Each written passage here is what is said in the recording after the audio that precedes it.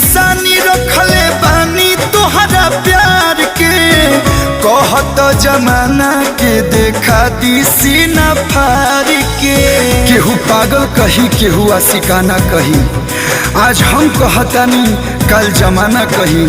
अरे तू भले केहू और के हो जा, लेकिन हमके लोग तहरे दीवाना कही। दिल में निशानी रखले बानी तोहरा प्यार के।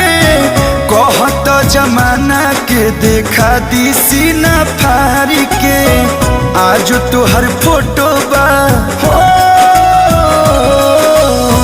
आज तोहर फोटो बा करे जावा में टांगल।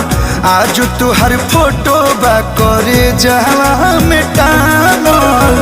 यही से दीवाना तोहर भइल बा